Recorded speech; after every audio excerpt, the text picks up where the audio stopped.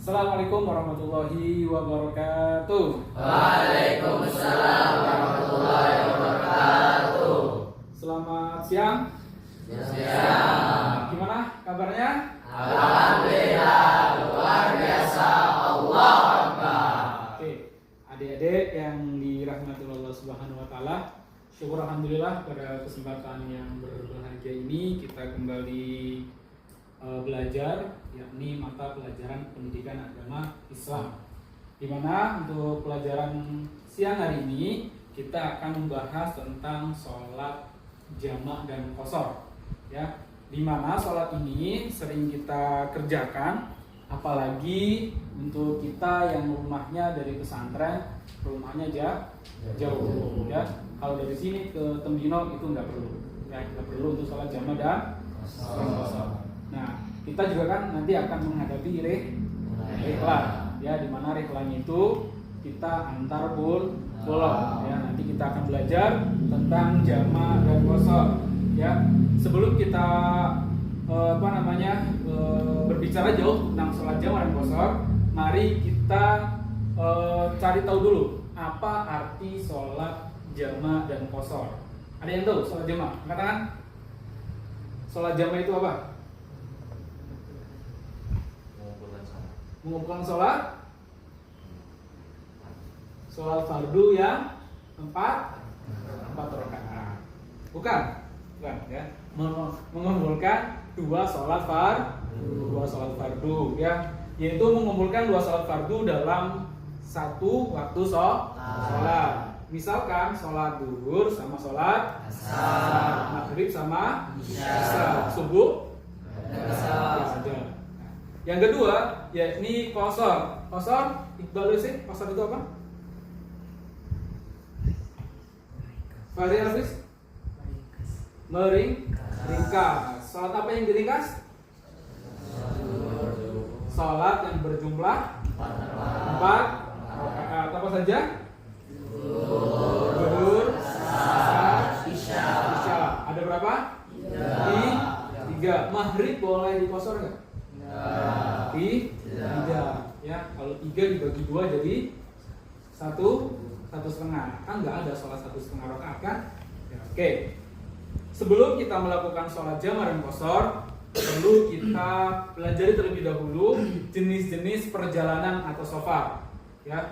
Untuk jenis-jenis tersebut, yakni pertama ada wajib, yaitu seperti menunaikan ibadah haji atau umroh dan membayar hutang, ya, itu hukumnya wajib, ya. Misalkan siapa namanya, Rifki punya hutang sama Iksan, jauh perjalanannya dari Tembino ke Bahar, itu adalah perjalanannya wajib, ya, karena membayar hutang adalah wajib. Yang kedua yakni sunnah, seperti silaturahim dan menziarahi makam baginda Nabi SAW, ya. Silaturahim, ya. Misalkan ketika lebaran, ya, silaturahim dari teman ke teman, misalkan ke calon mertua, misalkan, itu hukumnya sunnah. Yang ketiga mubah, seperti perjalanan dagang, ya. Yang keempat makruh, seperti perjalanan dagang menjual kain kafan, karena menjual kain kafan hukumnya makruh.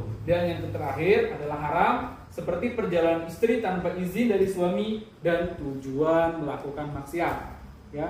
Misalkan antum nanti sudah punya istri, istrinya pergi keluar misalkan, dan di sana tanpa izin antum, itu hukumnya haram, ya. Termasuk juga tadi disebutkan melakukan maksiat, misalkan mau ngapelin ceweknya, ya, itu perjalanannya makruh. Makruh haram. Oke, selanjutnya definisi sholat qashar. Definisi sholat qashar. Qashar adalah memperpendek atau meringkas rakaat sholat wajib dari 4 menjadi 2. Ya. Jadi ketika kita dalam perjalanan, misalkan mau perjalanan pulang nanti, ya, selagi itu sudah memenuhi syarat, itu boleh diqashar sholatnya, ya. Terus berikutnya, dalil disyariatkan sholat qashar, ya. Jadi sholat jamak, sholat qashar itu bukan sesuatu yang tak berdalil, ya. Jadi semuanya ada dalilnya. Dalilnya adalah Wa idza darabtum fil ardi falaysa 'alaikum junahun an taqsuru minas shalah. Ya, apabila kamu berpergian di bumi, maka tidak dosa bagimu untuk mengqashar salat. Jadi jangan Ustaz, saya rajin banget, saya masih kuat Ustaz. Saya sholatnya 4 rakaat saja misalkan. Itu diperbolehkan untuk mengqashar. Dan hukum mengqashar itu sunnah ya.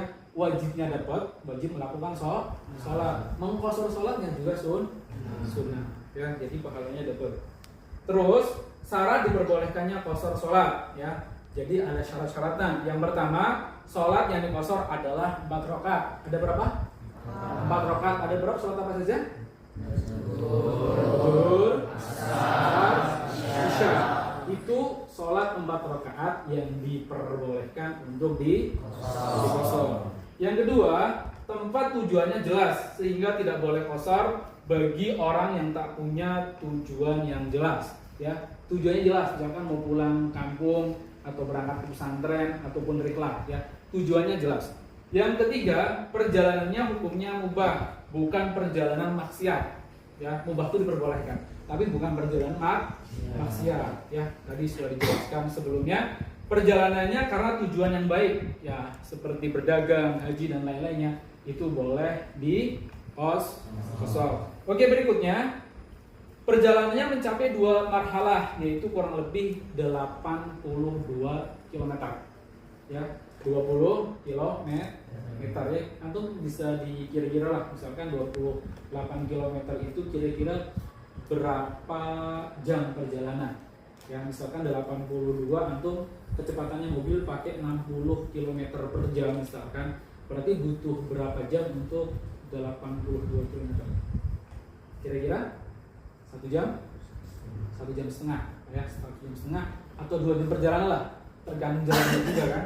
Kan kalau jalan dari sini ke Bahar kan bisa 1 jam setengah, tapi sebenarnya dari dari jarak kurang dari 82 km, jadi belum boleh di jama atau di misalkan dari Seneti, misalkan Vidi main ke Rahil misalkan ya, balik lagi itu boleh ya. Ya kira-kira perjalanannya lebih dari 82 km.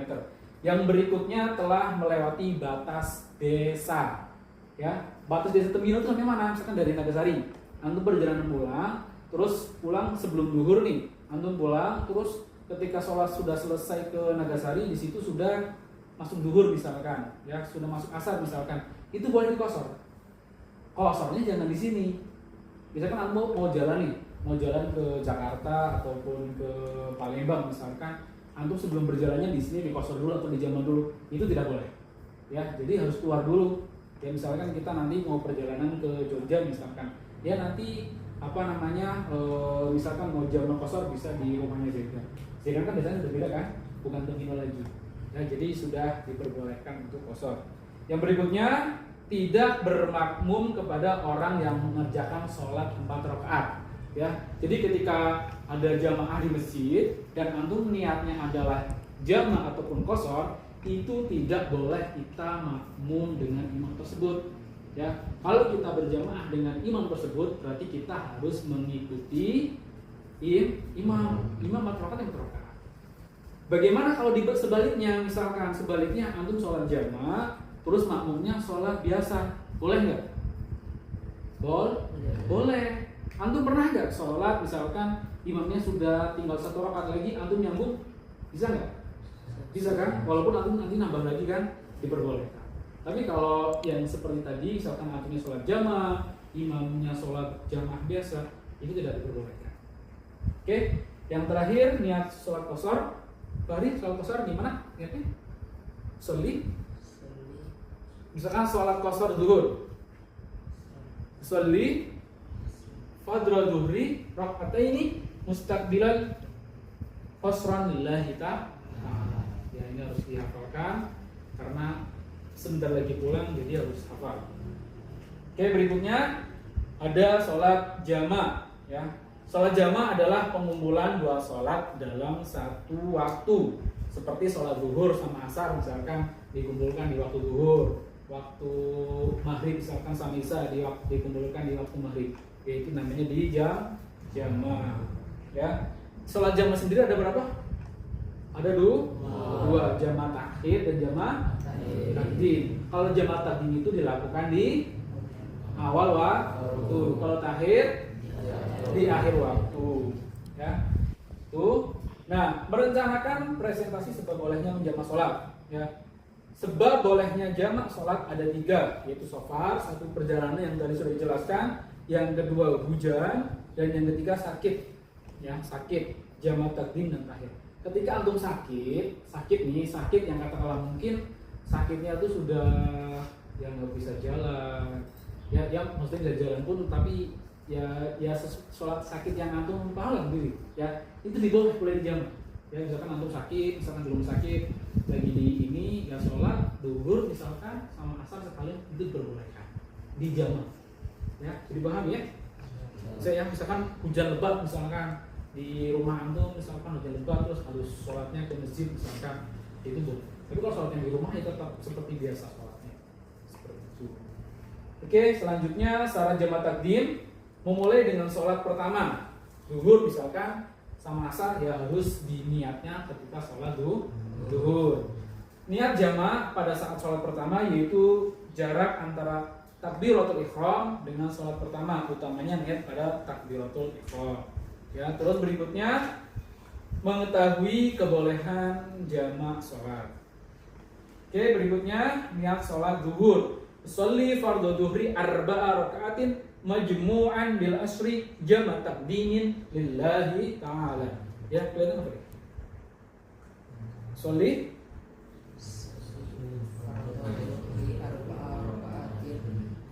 majmu'an. Nah, itu niatnya ya. Niatnya sholat jamaah nanti akan Ustaz buatkan ya. Jadi ketika sebelum perjalanan nanti sholat akan dibuatkan ya kertas buku lah ya, panduan sholat jamaah biar semuanya paham. Oke, nah ini ada keterangan tentang sholat jamaah takdim dan jamaah takhir. Yang pertama waktu niat. Kalau sholat jamaah takdim pada saat sholat pertama antara takbir dan salam pertama, ya maksudnya untuk melakukan sholat berikutnya, ya misalkan antum sholat jamaah asar misalkan dalam hatinya, ya. Nah yang kedua ketika jamaah takhir pada sholat pertama hingga tersisa waktu cukup sholat, contoh duhur waktunya jam 2 sampai jam 3 dan sholat duhur lamanya 5 menit, maka ia boleh niat jamaah takhir pada jeda waktu jam 2 sampai jam 3. Ya misalkan antum mau sholat jamaah takhir nih, misalkan dalam perjalanan sudah masuk duhur, tapi nanti kira-kira sholatnya mau di jamaah takhir di asar misalkan. Lah itu niatnya ketika waktu itu, ketika waktu di sholat duhur itu, ya nggak boleh niatnya nanti enggak. Ya minimal antum dalam hati saya niat sholat duhurnya nanti ketika di sholat asar di jamaah. Ya, gitu. Jadi jangan tiba-tiba nggak ada niat duhur, terus tiba-tiba nanti sholat asar sama zuhur, ya padahal dari zuhurnya tidak ada niat buat dijam, itu tidak diperbolehkan. Uzur, misalkan jamaah takdim hingga selesai takbiratul ihram pada sholat kedua dan jamaah takhir hingga selesai sholat kedua. Terus menerus antara dua sholat. Nah ketika sholat jamaah takdim wajib sehingga tidak boleh terpisah dengan minimal waktu yang cukup untuk sholat 2 rakaat. Ya, jadi antara zuhur sama asarnya itu tidak boleh ada jeda. Nah, ketika jamaah takhir itu tidak wajib terus menerus. Tapi kalau jamaah takdim itu harus terus menerus. Yang terakhir yaitu tertib, wajib sholat jamaah takdim harus tertib sehingga harus sholat pertama dulu, baru kemudian sholat kedua. Dan jamaah takhir tidak wajib. Misalnya kalau jamaah takhir mau zuhur dulu boleh, mau asar dulu boleh. Gitu maksudnya paham nggak? Misalkan jamaah takdim, antum niatnya sholat jamaah takdim, antum mau sholat asar di waktu zuhur, itu harus sholat zuhur dulu, baru sholat asar. Tapi kalau jamaah takhir itu boleh, ya boleh sholat zuhur dulu boleh sholat asar dulu boleh. Bisa dipahami nggak? Bisa ya? Nah, insyaallah nanti kita praktikkan ketika perpulangan ataupun kita perjalanan kita santri harus paham betul tentang ini ya. Jangan sampai nanti antum yang rumahnya jauh-jauh nggak tahu jamak takdim, nggak tahu jamak takhir, nggak tahu qasar, itu berbahaya ya. Terus ada pertanyaan, Ustaz, boleh nggak jamak plus qasar? Boleh. Yang penting sudah memenuhi syarat, terutama syarat dalam perjalanan. Misalkan ketika nanti kita mau ke Palembang, pergi ke Palembang, sholat zuhurnya 2 rakaat, sholat asarnya 2 rakaat, boleh digabung. Oke, bisa dipahami ya? Ada pertanyaan? Nggak ada? Oke, mungkin kurang lebih seperti itu. Assalamualaikum warahmatullahi wabarakatuh. Waalaikumsalam warahmatullahi wabarakatuh.